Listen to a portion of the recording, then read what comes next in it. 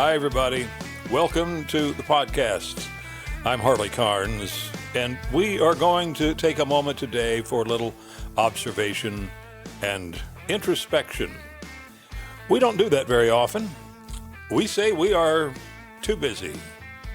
What? Come on, we're too busy, really? To appreciate the beauty of life? We like to think we do that all the time, but the reality is we are just awfully busy. How many times have you driven to work? You get there, and you can't remember the drive you were on. You can't remember thinking about much of anything else either. Your brain was busy, but it wasn't spending time in any deliberate appreciation, that's for sure. So here's what's really kind of cool. When you do this, you find poetry. Surprising, strange, unintentional poetry in everyday life. If you spend enough time just watching people, or listening without interruption, or standing still while the world buzzes around you, you start to hear it, the poetry. Not the rhyming kind, it's the kind that lives between the cracks of ordinary things. Quick story about a friendly face and a missed opportunity. There was a man who used to sit on his chair along the roadside in rural New Jersey. I'd see him just about every time I drove up 206 toward the airport in Andover. Sometimes he sat on his porch of a tiny house that was perched way closer than you would want by the highway. It was one of those that was, right there. You know what I mean? He waved at me. Now, the first time that happened, I waved back and I thought, he doesn't know me. He's just being friendly. Not the sort of thing that happens often in Jersey or in New York, or most places for that matter. On the way home, he was still there, and he waved at me again. Now, my missed opportunity is this. I didn't stop to say hello. I'm a little bit sad about that. It would have been a great conversation. There was a story there that will never be told. It's okay, it has to be, because there is still a story. The man didn't just wave at me. He waved at everyone for years. In season after season after season, he waved at everyone who passed by for hours, just a friendly wave with a smile that went along with it.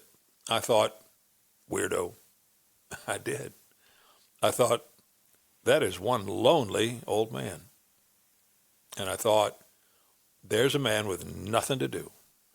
It might have all been true, but I also thought, that is beautiful. The old man was seeing something in the world that I didn't have time to see. He was seeing something in the world that I didn't know how to appreciate. Cold weather, in a parka and a floppy hat with furry flaps that folded down over his ears. You know the hat. He waved hello at the world that passed him by. Hot summertime, sweating. He's out there in his T-shirt, not looking pretty, waving hello at the world that passed him by. I don't know his name. I only know that one day he wasn't there anymore, and I missed him. The old house took on a deserted look. He was gone, and something special, something poetic went with him. In my memory today, I love that old guy. He actually made a difference in my life, and I'm betting in the lives of a lot of people. We live within rhythms. Some of them we create. The morning coffee ritual, the nod between neighbors as we take out the trash, the way a parent whispers, "You'll be okay," in a child's hair as the little guy climbs onto the school bus. All small things, but they make a kind of music for the backdrop of life, now don't they? As a reporter, I spent years chasing the big stories, wars, disasters, politics, successes, failures. Those stories certainly mattered. As a news anchor, I spent even more years telling collections of stories, trying to create the sense that no matter how crazy the world was, we're all going to be okay. That's not Pollyanna. No one ever thought that about what I was doing. No, we are going to be okay because we humans can survive just about anything. We are much given to hyperbole, but there's also truth in it.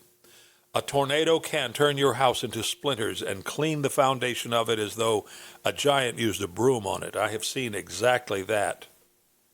Wichita, Texas.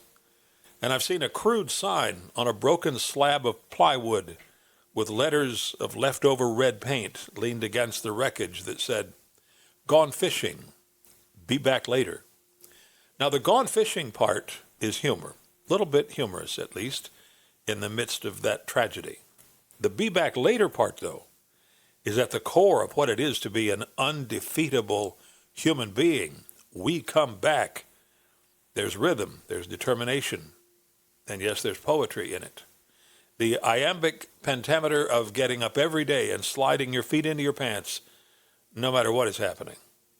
It's the mechanic who accepted a cup of coffee from me and reassured me that the scattered pieces of my engine would work again. He had listened to the tiny ailing noises it was making deep inside, and he said, "The old girl ain't done yet. You leave her with me."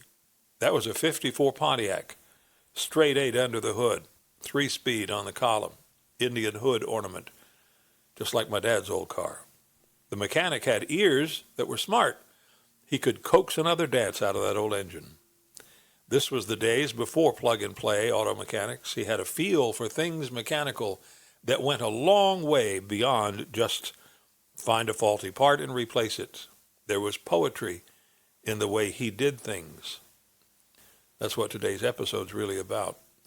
The things we almost miss that we won't miss if we just look. The small truths that fall between headlines, between our oh so busy doings. The strange poetry of the ordinary. That's what I want you to explore with me here today. I'm inviting you to look and listen a little bit more deliberately. We don't tend to do that, but the payoff is very rich when we do. Notice the way the sunlight hits the hood of a dusty old car. That car has lived a life. It's more than just starting up and going down the road. What roads? Where? What happened along the way? Sure, it's imagination, but your informed imagination rhymes. Anyone who loves fishing knows just what I'm talking about. I'm not a good fisherman, but I have enjoyed trying. The chorus of poets available to you when all there is the sing of the line as you cast the bait near that old log, the talking of water on the bottom of the Piero or the plain old flat-bottom rowboat. The smell of everything, fish, water, bait, the old vinyl seat cushions under the heat of the sun, the beer, maybe the still hot coffee in the thermos, and the Taylor ham, egg, and cheese with salt, pepper, ketchup that you brought with you. The smile on the face of whoever's fishing with you. They don't have to talk. You don't have to say anything. You are listening to poetry together, though. The gratitude of the fish when you ease him back into the lake because he's not yet grown up enough for dinner. It's all poetic, isn't it? I watched an old couple in a grocery store. They were having a quiet argument in the peanut butter and jelly aisle. He wanted chunky. She wanted smooth. After a bit, and just before faces started to turn a little bit red, he put a gnarled hand on hers. He smiled and then added a second jar to the cart, one of each. God, there was history and love in that small action. They smiled at each other then. I had a feeling there was a kind of rhythm in that routine. The best interviews are not performances, they are revelations. They reveal something, kind of the way poetry illuminates. By the way, another moment that often feels poetic to me, I find it in the air, flying an airplane. Most of the time, the process of piloting an airplane is a combination of controlling the machine in 3 dimensions, up, down, and sideways. Much of the time, you are in process. You are controlling the plane in 3 dynamic ways, and it fills your senses. It's an amazing thing to be doing. And then, of course, there's navigation. While you're doing everything else, you're traveling invisible courses in the sky, and it could be easy to stray from those courses. There's air traffic control, someone who's on your radio, watching your little blip move across the countryside, on his computer screen map. Of course, he's many miles away from wherever you are. Sounds complicated, and it is at first. Once you've been at it 30 years or so, it gets easier. Aerobatics is the zenith of controlling an aircraft, and sometimes it's poetry. Doing what are normally pretty violent maneuvers almost slowly, drawing lines in the sky, feeling as one with the air around the plane, feeling the fabric of the wing as it flexes against the air in an entirely organic experience. That is poetry. You don't have to be in a hotshot airplane like that in order to feel the very same thing either. The Piper Cub gives you the same brilliant, organic connection to the sky. It's an amazing thing.